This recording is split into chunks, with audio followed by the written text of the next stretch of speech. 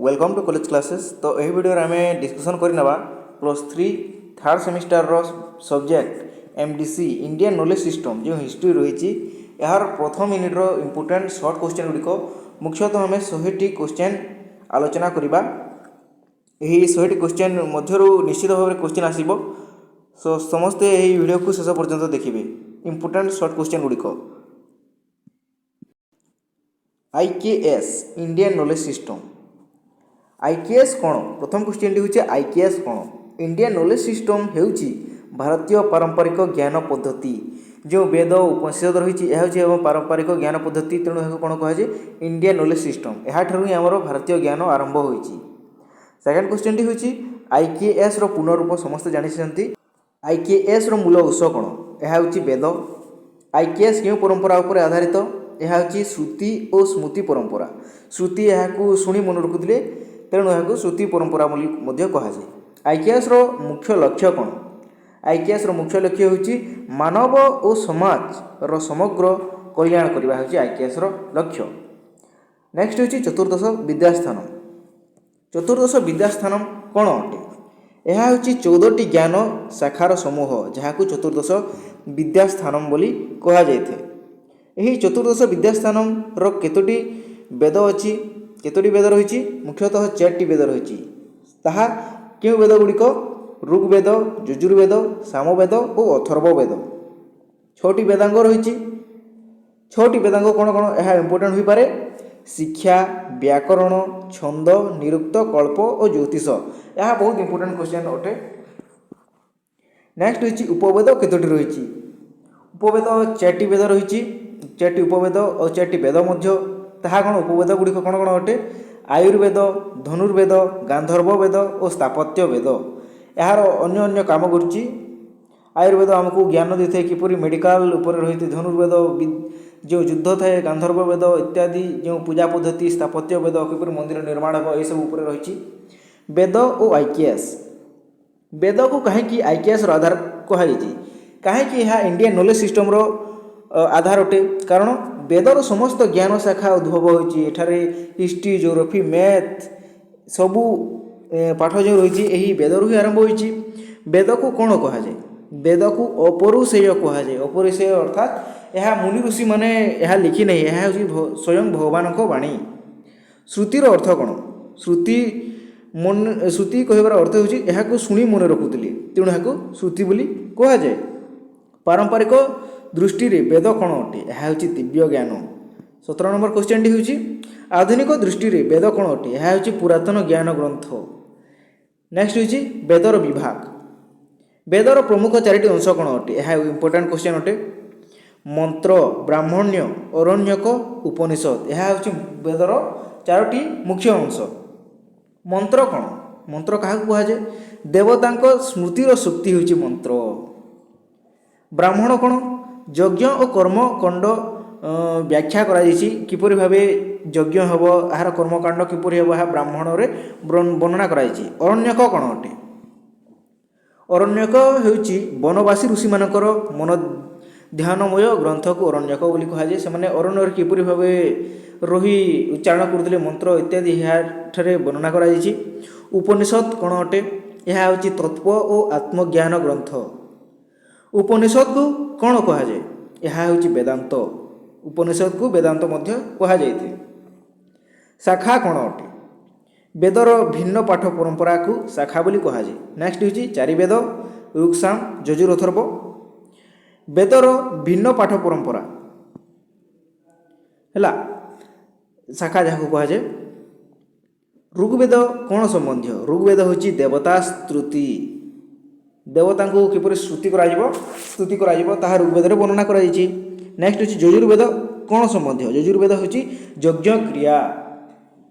सामवेद संगीत और स्तोत्र संबंधी समस्त जानुवे। अथर्ववेद हूँ लोकजीवन, औषध और मंत्र संबंधी। एठारे गुणी गाड़ी रही। नेक्स्ट हूँ उपवेद।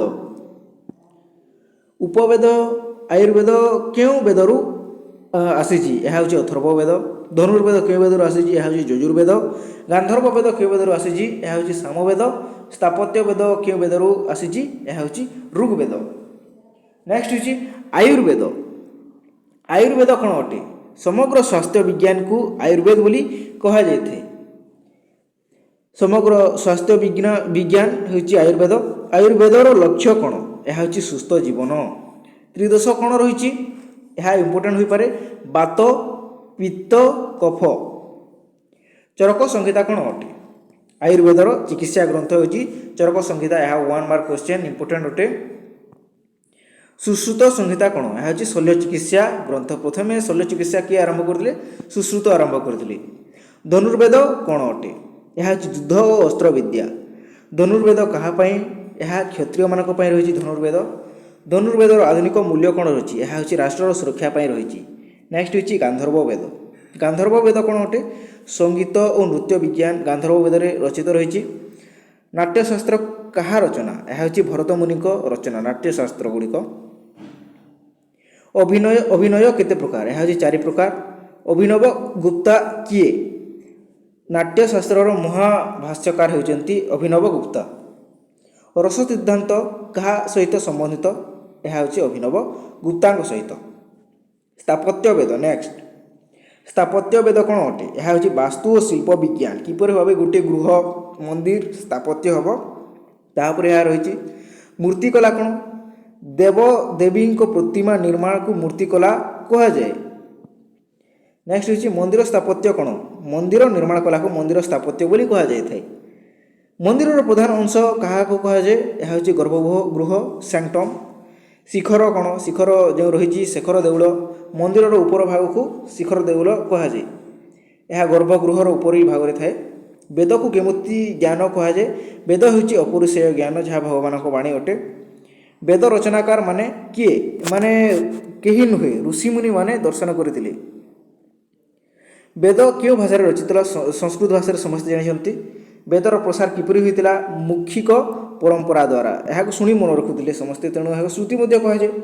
वेद शिक्षा क्यों पद्धति होता? यह हूँ गुरुकुल पद्धति। शिष्य मैंने गुरु गृह रही शिक्षा ग्रहण करते।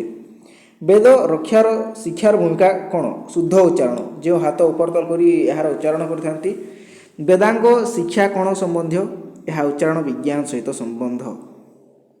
वेदांग व्याकरण क्या सहित संबंधित? यह शब्दर गठन। छंद वेदांग कौन? यह छंद विज्ञान है। निरुक्त वेदांग कौन? यह हूँ शब्द अर्थ व्याख्या को निरुक्त विज्ञान बोली कह जाए।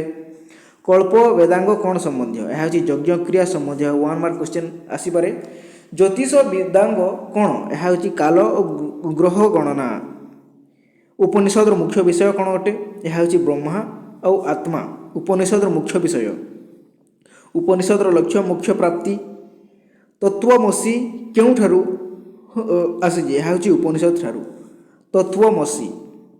ब्राह्मण ग्रंथ कौन संबंध? यह हूँ कर्म कांड व्याख्या अटे। अरण्यक ग्रंथ क्योंठी पढ़ा जाता? यह वन अंचल। अरण्यक अर्थात जंगल। उपनिषद को अन्य कौन कह जाए? यह वेदांत बोली कह जाए। ऋग्वेद प्रधान देवता होती इंद्र। सामवेद क्या प्रसिद्ध थिला? संगीत और गायन पर प्रसिद्ध। सामर अर्थ है संगीत। यजुर्वेद कौन शिखाई थे? यह आमको यज्ञ पद्धति किपरि हेबा कथा यज्ञ गुड़िक यह शिखाई थे। अथर्ववेद कौन अंतर्भुक्त करे? यह लोक जीवन और औषध उपरे अंतर्भुक्त करें। आयुर्वेदर मूल उद्देश्य कौन? यह हूँ रोग प्रतिरोध करने। आयुर्वेद केते शाखा थिला? यह 8टी शाखा थिला। यह आसपारे इम्पोर्टाट हो पारे। सुश्रुत क्या प्रसिद्ध? शल्य चिकित्सा। से शल्य चिकित्सार जनक थे सुश्रुत संहिता रचना करते। चरक संहिता रचना करते। क्यों क्षेत्र में चरक क्यों क्षेत्र में प्रसिद्ध? चिकित्सा विज्ञान। धनुर्वेद कौन शिखाई थे? धनुर्वेद आमको अस्त्र और युद्ध कौशल शिखाई थे। धनुर्वेदर आधुनिक प्रसंग कौन? यह हूँ राष्ट्र सुरक्षा। गांधर्व वेद कौन संबंध? गांधर्व वेद नृत्य संगीत इत्यादि रही। नाट्यशास्त्र क्यों वेद सहित संपृक्त? यह हूँ गांधर्व वेद। नाट्यशास्त्र रचयिता होती भरत मुनि। रस सिद्धांत क्या सहित संबंधित? अभिनव गुप्त। अभिनय केते प्रकार? अभिनय हूँ 4 प्रकार। स्थापत्य वेद कौन कही था? स्थापत्य वेद कही आमको निर्माण कला संबंधी। वास्तुशास्त्र कौन संबंधी? यह भवन निर्माण। मूर्तिशास्त्र कौन? देव प्रतिमा निर्माण। मंदिर मुख्य कौन अटे? गर्भगृह सैंक्टम। मंदिर उपर अंश कौन कह? शिखर।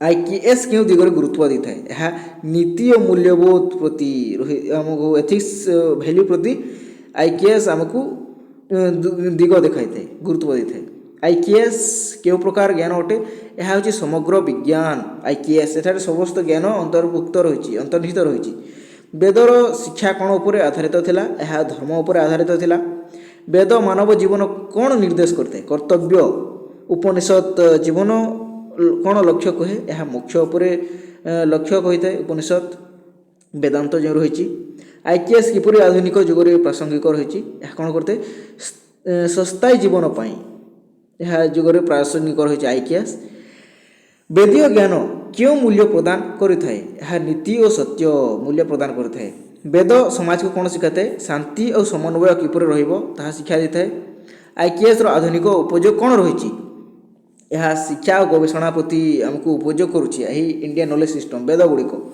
वेद ज्ञान लक्ष्य कौन आत्मोन्नति करवा श्रुति ज्ञान किपरि प्राप्त श्रवण द्वारा शुणी मन रखुवर यह आमको ज्ञान प्रदान करते श्रुति आईकेएस रे कहीं गुरुत्वपूर्ण रही यह हूँ मूल ज्ञान उत्स तो यह थिला एमडीसी इंडियन नॉलेज सिस्टम रो यूनिट 1 रो 100 टी क्वेश्चन यह मध्यरु ही क्वेश्चन गुड़िक आसीबो धन्यवाद।